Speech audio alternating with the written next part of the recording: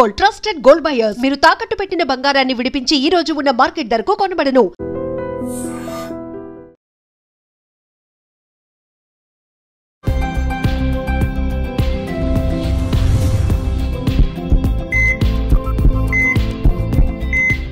నమస్తే, welcome to healthy conversations with I dream. నేను మీ ఛాన్సీ. So ప్రస్తుతం అంతా ఉన్నారు వాస్పారి శివుడు గారు, పతంజలి యోగా సమితి తెలంగాణ స్టేట్ ప్రెసిడెంట్. సో చాలామందికి తినే తిండి ఎలా తినాలి అనేది చాలా డౌట్స్ ఉంటాయి. అంటే మార్నింగ్ ఏం తినాలి, మధ్యాహ్నం ఏం తినాలి, నైట్ ఏం తినాలి, ఎవరైనా గైడ్ చేస్తే బాగుండు, ఎలాంటి డైట్ లేకుండా ఫుడ్ హ్యాబిట్స్లో కొన్ని చేంజెస్ చేసుకొని హెల్దీగా ఉండడం ఎలా అని చెప్పి సో దీని గురించి మాట్లాడదాము. నమస్తే అండి. నమస్తే అండి.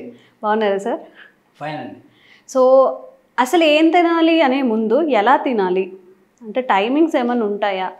ఇప్పుడు జంక్ అంటున్నారు. ఓకే, మేము జంక్ తినము, హెల్దీగానే తింటాం. ఆ హెల్దీగా తినేవి ఏం తినాలి, ఎలా తినాలి? తప్పకుండా అండి. ముందుగా ఐ డ్రీమ్ ప్రేక్షకులు నమస్మాంజలు. అలాగే మీకు కూడా మీరు మంచి టాపిక్ తీసుకున్నారండి. ఈరోజు ఫుడ్ ఎలా తీసుకోవాలి, ఏ టైంలో తీసుకోవాలనే విషయంలో చాలామందికి క్లారిటీ లేదండి. రకరకాలుగా చెప్పడం వల్ల మనం దాన్ని డీటెయిల్గా డిస్కస్ చేద్దాం. మీరు నిజానికి మానవుని ఆరోగ్యానికి బయట నుంచి ఇంకే మెడిసిన్ అవసరం లేదండి. మన ఆహారాన్ని మనం సరైన పద్ధతిలో కరెక్ట్గా తీసుకుంటే, సైంటిఫిక్గా మనం తీసుకుంటే మన ఆహారమే మనకి ఔషధం. మన ఆహారాన్ని మనం ఔషధంగా తీసుకోవచ్చు. పూర్వకాలం నుంచి కూడా వేల సంవత్సరాల నుంచి భారతదేశంలో ఈ భోజనం పైన ఒక పెద్ద శాస్త్రమే ఉందండి, సబ్జెక్ట్. పాకశాస్త్రం. భోజన ప్రియులం కదా, దట్టు ఇండియాలో పాకశాస్త్రం. ఇండియాతో భారతదేశంతో కంపేర్ చేస్తే ప్రపంచంలోకి ఏ దేశంలో ఇంత సంపూర్ణంగా డీటెయిల్గా ఫుడ్ పైన రీసెర్చ్ జరగలేదు.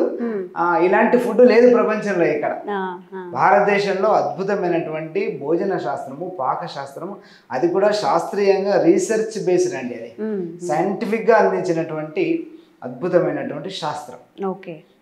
దురదృష్టం ఏంటంటే ఈ మారినటువంటి యాంత్రిక జీవన విధానంలో, ముఖ్యంగా గ్లోబలైజేషన్ వచ్చిన తర్వాత, ప్రపంచమంతా ఒక విలేజ్గా మారిపోయిన తర్వాత అనేక దేశాల్లో ఉన్నటువంటి ఫుడ్ హ్యాబిట్స్ కానీ, లైఫ్ స్టైల్ జీవన విధానం కానీ అన్ని పరస్పరం అన్ని దేశాలు ఎక్స్చేంజ్ చేసుకున్నాయండి.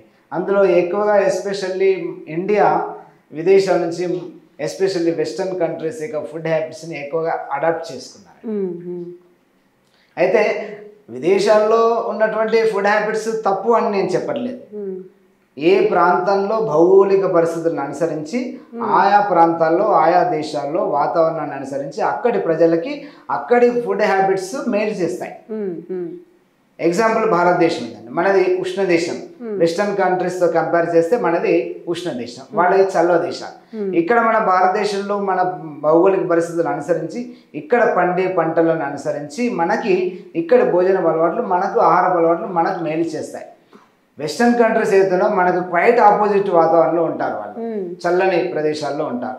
మనకి 360 days సూర్యోదయం అవుతుంది.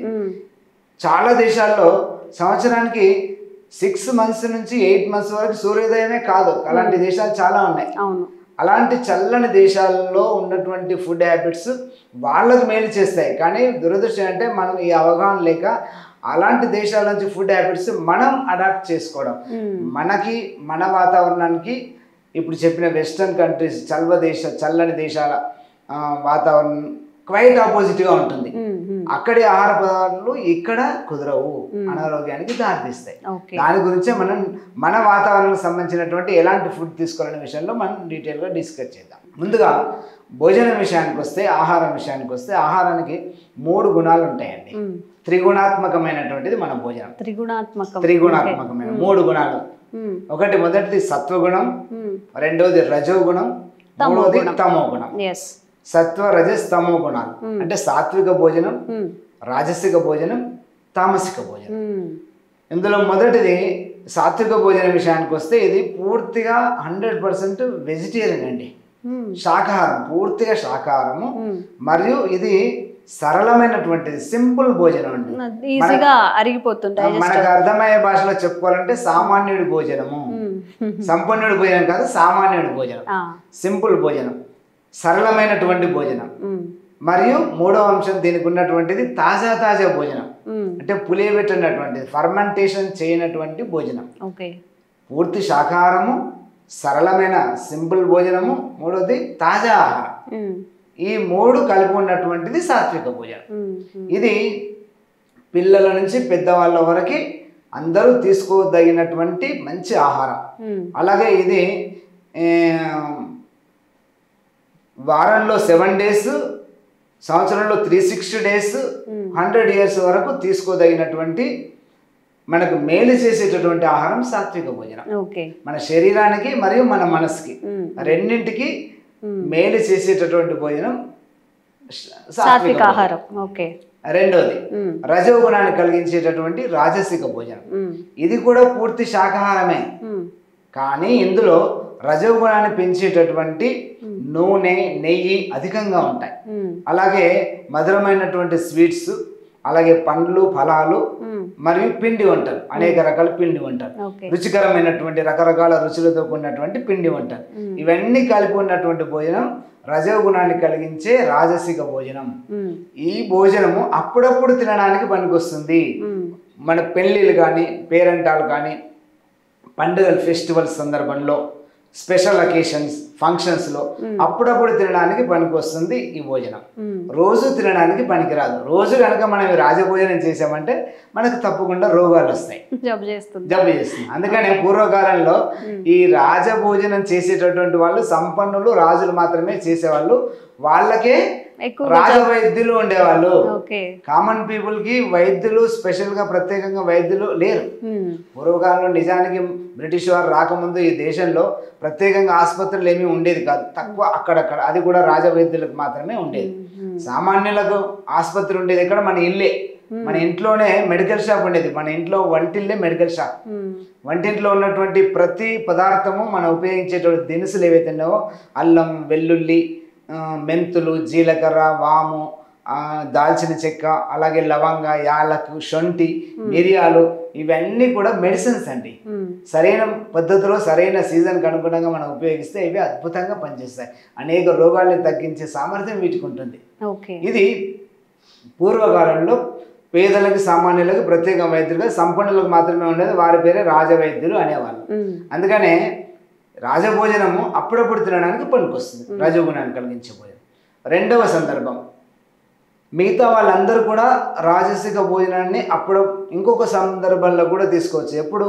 సంతానం కోసం ప్రయత్నం చేసే సందర్భంలో, అంటే పెళ్లి జరిగినటువంటి నూతన దంపతులు సంతానం కోసం ప్రయత్నం చేసే సందర్భంలో 30 to 40 days వరకు ఇలాంటి రజోగుణాన్ని కలిగించే భోజనం తప్పకుండా తీసుకోవాలి.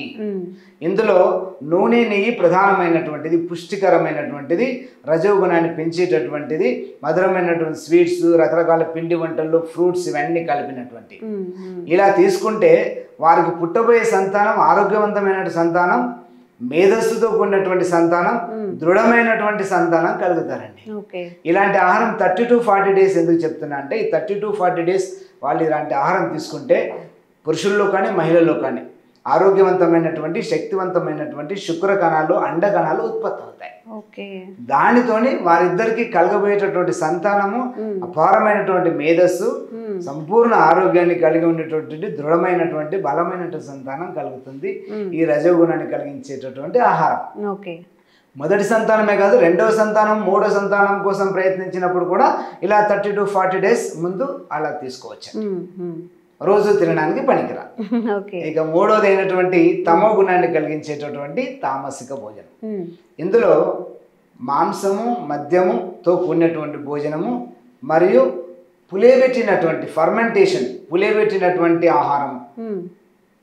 ఇప్పుడు పులియబెట్టిన ఆహారం అంటే నైట్ అన్నంలో పెరుగు అవన్నీ వేసుకొని పొద్దున్నే తింటా, అది కూడా ఈ కేటగిరీకి వస్తుంది? అది లేదు, అది వేరే వస్తుంది, అది మాట్లాడుకుందాం. పులియబెట్టినటువంటి ఆహారం అంటే ఇప్పుడు ఎగ్జాంపుల్ ఇడ్లీ, వడ, దోశ ఫర్మెంటేషన్ చేస్తారు చూడండి, అలాంటి ఫుడ్. ఇదంతా కూడా తమో గుణాన్ని కలిగించేటట్టు. మద్యము, మాంసం అనేది అసలు భోజనం కిందనే రాదు అది, కానీ దాని విషయం చాలా మంది రకరకాలుగా చెప్తూ ఉంటారు. నిజానికి మానవ శరీరము శాకాహారం కోసం తయారు చేయబడినటువంటిది. ఎగ్జాంపుల్ 2 చెప్తాను. మన పండ్లు, దంతాలు, మన దంతాలు శాకాహారాన్ని నమిలి తినడానికి అనుకూలంగా ఉంటాయి. మాంసాహార జంతువుల యొక్క దంతాలు కూరలు ఉంటాయి, పీక్కు తింటాయి, అవి నమిలి తినవు. అలాగే శాకాహార జంతువుల ఇంటెస్టైన్, మానవుడి ఇంటెస్టైన్, శాకాహార జంతువుల పశువులది మేకల ఇంటెస్టైన్ బాగా లెంతీగా పొడుగ్గా ఉంటుంది. దాదాపుగా 7 మీటర్స్ ఉంటుంది మన ఇంటెస్టైన్. అదే మాంసాహార జంతువుల ఇంటెస్టైన్ పొట్టిగా ఉంటుందండి, 2-3 మీటర్లే ఉంటుంది. ఇది తేడా, స్పష్టమైనటువంటి స్ట్రక్చర్తో ఉన్నటువంటి తేడా మాంసాహార జంతువులకి శాకాహార జంతువులు. మానవుడు శాకాహార జంతువులోకి వస్తారు, శాకాహార భోజనంలోకి వస్తారు.